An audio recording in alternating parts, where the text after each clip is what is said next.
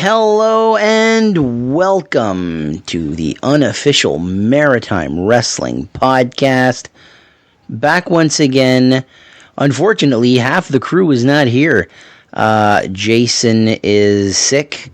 He couldn't stop coughing. We didn't get one word in with him, so get well soon, buddy. And Corey is on vacation since the BSHL ended this weekend. Big congratulations to the Dalhousie Marauders, losing 2 games the entire season, going 12-0 in the playoffs. Unreal. We were on the ice. Great team. One of my favorite players is in Dalhousie, Pascal Valcourt. He's good at hockey. But this is wrestling. I do have Mark the Mark with me. What's going on, brother? This is Mark the Mark, and I'm good at hockey too. You wish. You take one look at Pascal Valcourt and then come back and talk to me. So I'll take him on. Book me. You don't get booked in hockey, you get hired. Oh, sure. So, no shows to review. We had an empty weekend, but we did come prepared. Since myself and Mark will be on commentary for IPW Takeover Moncton this Saturday, April 4th, at the Aberdeen Cultural Centre. Did I say that right? That is correct. Centre Culturel Aberdeen. There you go. It was French except the end there. We thought that Mark's side of the ring should be, connected to that this week. So, Mark, what did you watch and how good was it? Well, we'll start with the fact that it was a very, very good match. We'll start there, right? So the match that I had watched was from IPW Takeover. Surprise, surprise. From April 5th, 2025. Almost a full year away from Saturday. Amazing, right? Amazing. It's like they knew that the timing would happen, right? Or we just decided on that. Chevron was probably the one that decided all that based on the calendars and whatever. I think so. I think you might be onto something there. He's probably on the board of directors or something. He probably is. I know he owned. What does he own? The Rustagucci? Yeah, something like that. He's the mayor of the Rustagucci. Yeah, mayor owns Beldoon too. He's probably the one that got the contracts for like $2 billion or whatever to build bombs. It's going to be in Beldoon. Jesus. Yeah. But talking about bombs, good bombs. This is a good bomb. No. I was watching the Fatal 4-Way match between Spike Esty. Okay, so it's usually Ryan Schimmel, but for this match, it's going to be Ryan Schimmel. I did notice that too. That's a blast from the past, right? Dominic Warrior and Mr. Pink Boy, Caden. Pink guy? The Port City's finest. No, but what Man. What Pink Man, that's right. I called him Pink Boy, but he's older than I am, so. Anyway, this is an interesting match, honestly. Like, it was kind of cool to look back at it and think about how we felt at the time when it happened. Absolutely. This match, I really feel, set the tone for IPW. And this was their first show back from the classic era, right? So the big difference between the classic era and the new era is the new era is visible.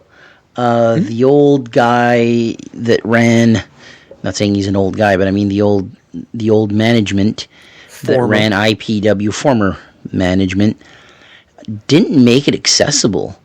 Like, canceled shows left and right, just was not consistent.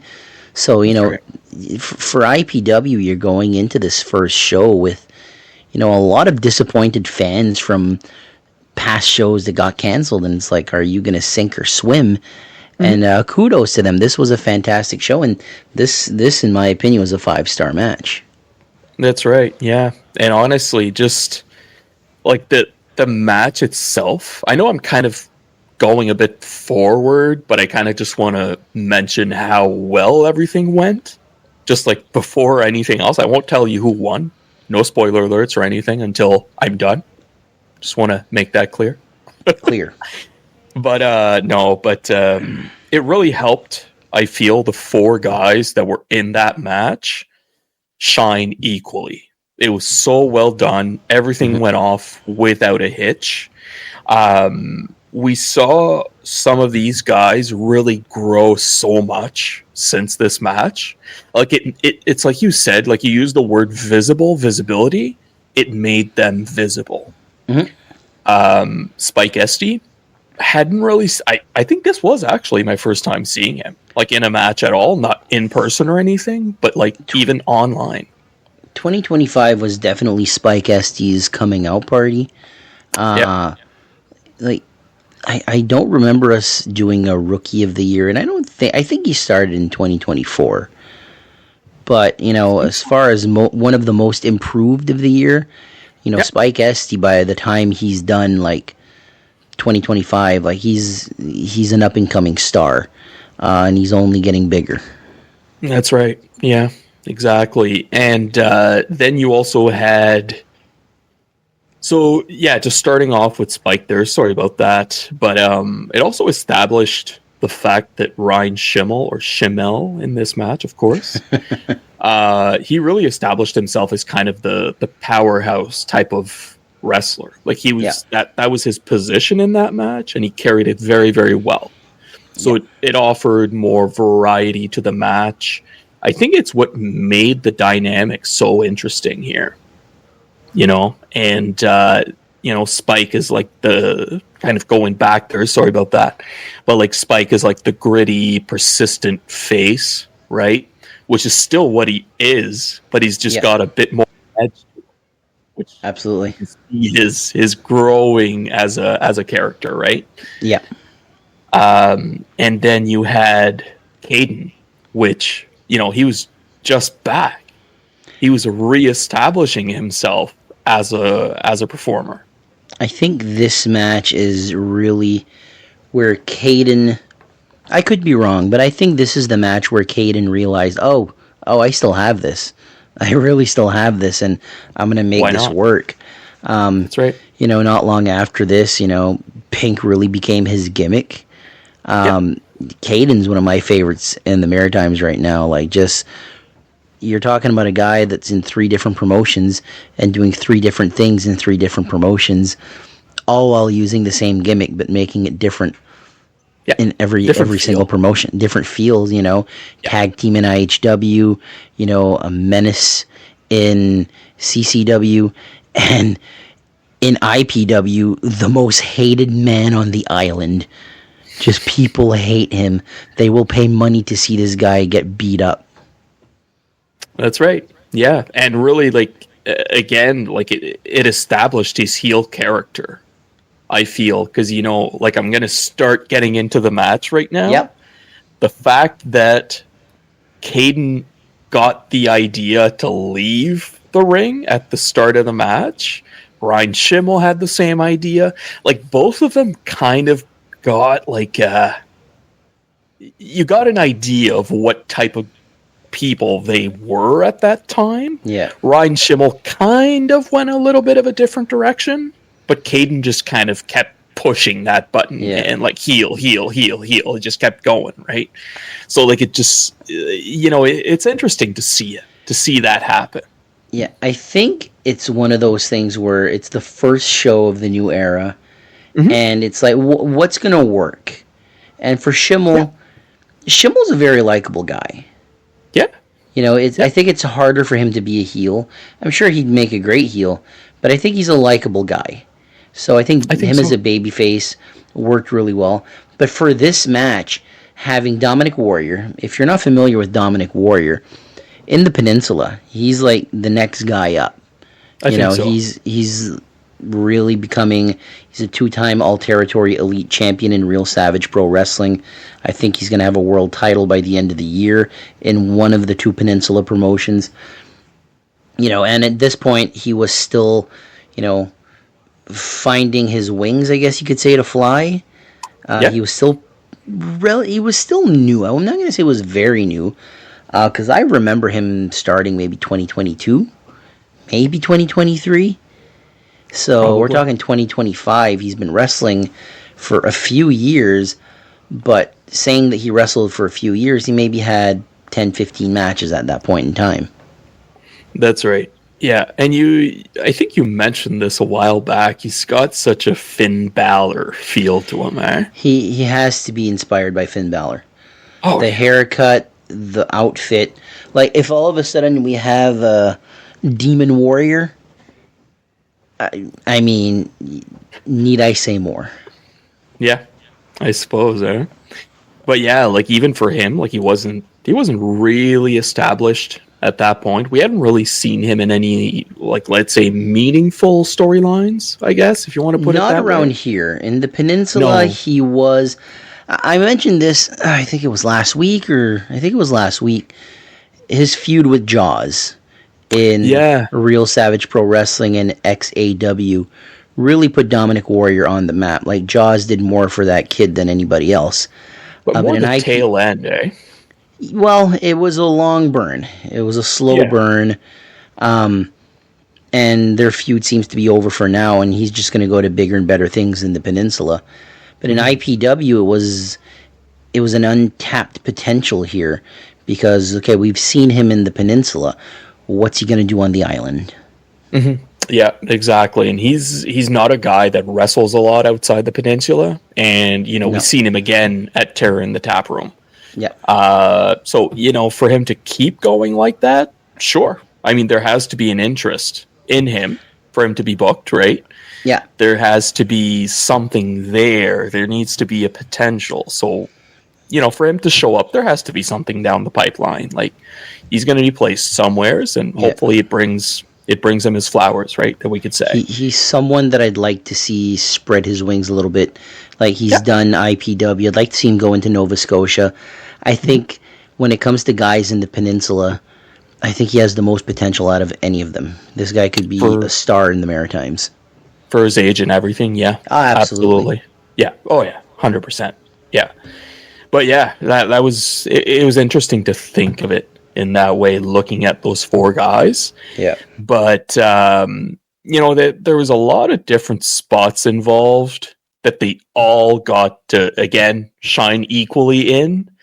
And it was so interesting how they got to get through all of it, I feel, without a hitch. I didn't see anything. It almost felt like there was not a hair out of place in that match. Yeah. And it's so interesting because nobody really carried that match. You can't say that. You really can't. No, it was an equal piece of the pie. It was split into four equal slices. Exactly. Yeah. And like there were these spots, including like a triple chokehold that also got copied by NXT. Mm-hmm. God damn it. the same week. Like the same week, yeah. There was two spots that NXT basically like did the exact same thing. I forget, maybe the Tower of Doom. I think there was a Tower of Doom in there. Tower, that's right. Yeah, exactly. Yeah. Yeah. But yeah, that was interesting because again, that spot, the tower, really established that Schimmel, again in this case, is the powerhouse. He's the guy that's being pushed as that strong guy. You better watch out for this guy type of deal, right? Yeah. So yeah, that was really interesting, especially seeing all those spots on NXT the same week. It was just it was ridiculous to think about that they just, I don't know, it just made that match better, I guess. But yeah, like in this match, I don't know how to say this without injuring Corey for 4 to 6 weeks, but Caden got the win. I'd say in a cowardly way. Oh, come on. Hey. You can't have a guy perform his finish. You're hiding outside of the ring. And all of a sudden you come out and just hit the guy with both knees in the face. Win if you can, lose if you must. but always cheat. Sheesh. Anyway. But yeah, basically, as a result, Caden got a PEI title shot. So he was not on the following show, but he was on the next one after. It was not for the PEI title number one contender. This is a new thing for this year. I might be This wrong. was just a number one. This was just a fatal 4-way match. The number one contender. Think about it though. It did kind of result in him getting a title shot. He never got his title shot. Yes, he did. No, he did not. Against Rick Owens. Did he? He got stunned twice. Uh, And then did the bacon sizzling in there in the ring? well, that was months later. Months Yeah, later. I know. But because Like he wasn't there on the next show, and he established, he cut a promo on that next show that we were On at. Fantana. Just Game On. Fantana just won the PEI title from Zane Valentine.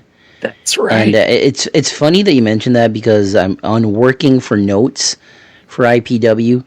The PEI title is one of those titles that was really a hot potato title for its entire existence until Rick Owens came along. Wesley Pipes was the first champion. He was champion for, I wish I had the numbers in front of me, but he wasn't champion for very long. And then Zane Valentine won his first title, which was 127 days, I want to say. Then he was stripped of the belt, and then won it back, held it for 2 months, 63 days. Fantana was champion for 70 plus days, whatever it was. He was stripped of the belt. Rick Owens, as of right now, has been champion for 205 days, I want to say. It would make sense. 207 days, something like that. So Rick Owens is literally the longest reigning champion right now. That's right. Like, not only like single reign, but combined reigns, Rick Owens has the record too. Has the most title defenses. The most title defenses before that was 1. Rick Owens has 2 right now. Ooh-wee. Let's see if it's 3 soon. Cause he's going to be there, but we don't know what he's going to be doing there. So yeah, I know he wanted to join the 4-way and make it a 5-way for the belt. I don't think they've... Listen, the rules of the PEI title is it has to be on Prince Edward Island soil.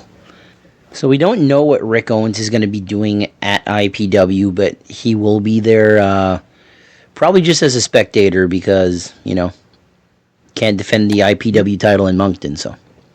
Yeah, I wonder if they'll let him join us for a word. Who knows? Maybe Rick Owens on commentary with us. Yeah, that'd be sweet. Some rugged isms. I don't know. Rugged isms. Mark with all the isms. The isms. Huh? Well, Mark, what's coming up this Saturday? I know we're going to go through that card, but specifically this Fatal 4-Way match. That's right. So basically, moving forward, from what we understand, this Fatal 4-Way is kind of the doorway to getting a shot at the PEI title, right? So, according to Justin Summers, who's part of the board, every takeover there's going to be a Fatal 4-Way match. Mm-hmm. And that Fatal 4-Way match, the winner gets a PEI title shot, I believe, at Game Over. I'm not 100% sure if that's true or if it's at the next show or if it's at a pay-per-view of their choosing. Or show of their choosing. But, they get a shot at the title. I don't know when, though. That's right. Yeah, exactly. Maybe Game Over, maybe Game On. Yeah. Yeah, I don't recall, but that next match is really loaded. Again, we've talked about it, and I'm going to talk about it again, believe it or not. Go for it. Because this IPW TakeOver Fatal 4-Way match includes, again, Spike Esty. The one. That's right.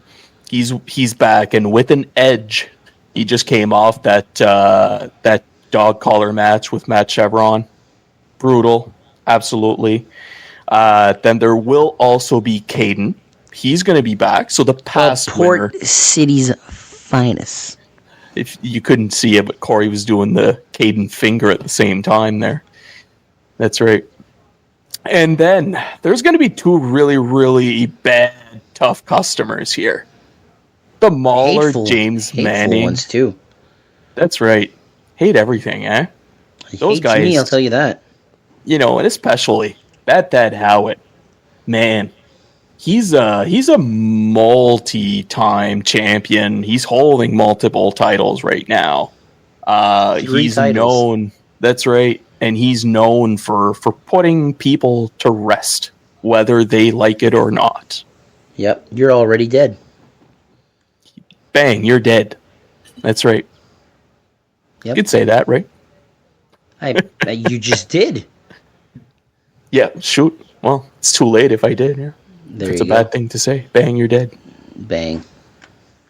So, I might as well let the cat out of the bag.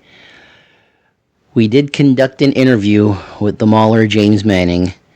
This will be coming out tonight at 9. It was quite the experience.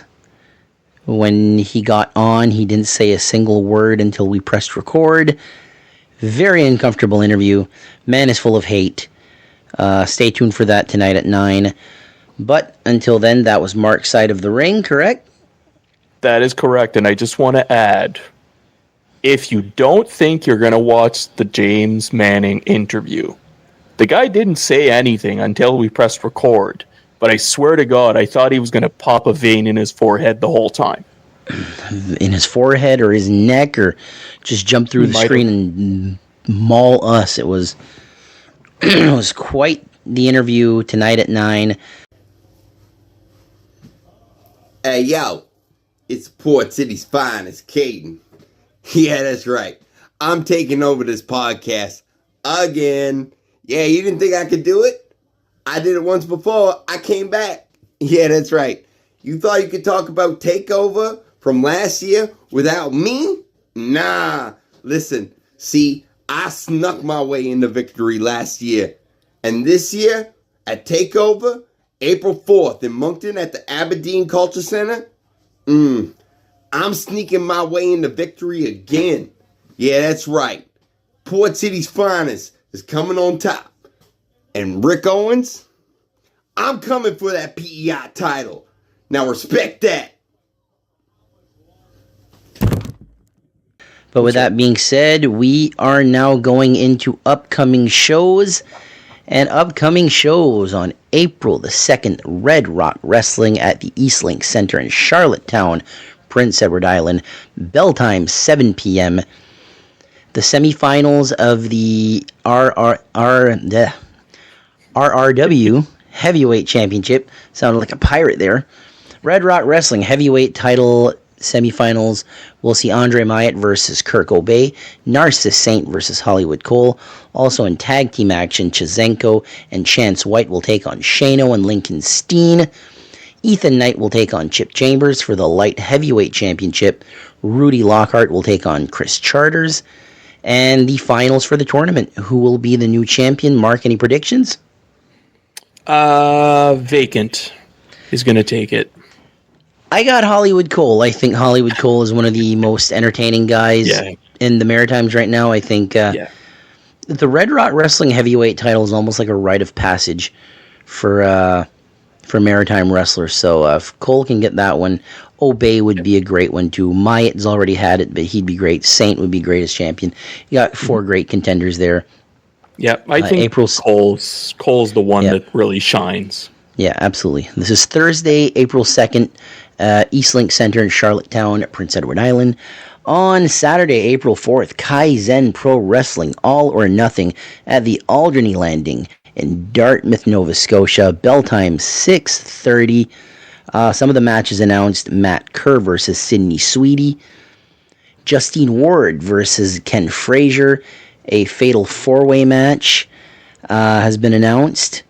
We will have New Revolution, Joey White, Gibson, and Gibbons. And Tony Thorpe will be there, and also Dawson James. They will be in one team. Sebi, Covey Christ, Jason Bowe, and Bobby Boyette will be the other team. Also announced on the card is Benoit Gravel. And Saturday, April 4th, IPW Takeover at the Aberdeen Cultural Centre, Moncton, New Brunswick. Doors open at 5:30 on that card. Ryan Schimmel, or Schimmel as Mark likes to say, will take on Wesley Pipes. Ryan Denham takes on the Ultimate Male Zane Valentine. In women's singles action, Salem Wilder takes on the Ultimate Female Stormy Hale. The number one contender for the PEI Championship Fatal 4-way match, the Mauler James Manning, the One Spike ST Bad Thad Howitt, and the Port City's finest Caden. Triple threat match, tag teams, AWOL, Acadians Without Limit, take on LG and Daniel Wall, taking on Revelations, Demonic and Famine for the IPW Heavyweight Championship no DQ match. Champion Giant Orion takes on FIP World Heavyweight Champion August Artois. Plus, we will have Caden's My Time with special guest Daniel Drywall. Yes, sir. And other than me stuttering, I think that pretty much does it. A big thank you to everybody. Mark, anything else? Well, I did just kind of want to mention here, I don't think Caden's My Time's going to be the main event. I just thought I'd kind of reassure everyone. No, it's just, there will be a My Time. And this is a VIP show, so there isn't any match that you won't see on the live stream. So everything is going to be as is. This is going to be a great show. Hope to see everybody there. If you're in Dartmouth, Kaizen. If you're in Charlottetown, new champion will be crowned that day. Mark, thank you very much for being here. Well, I'm always here. Yeah. Till you're not. Yeah. All right, everybody. Thank you very much for listening, and we will all see you in 7 days. Until then, take care, everybody. Peace out. Thanks for tuning in to the Unofficial Maritime Wrestling Podcast. We drop new episodes every Wednesday at 6 p.m. Atlantic Time, so make sure to join us each week. You can find us on Facebook and Instagram, and also listen to the episodes and interviews on all your favorite podcast platforms, like Spotify, Apple Podcasts, and more. And if you want to support us even further, grab one of our t-shirts over at Pro Wrestling Tees. Just scan the QR code to get yours. Until next time, thanks for listening and supporting Maritime Wrestling.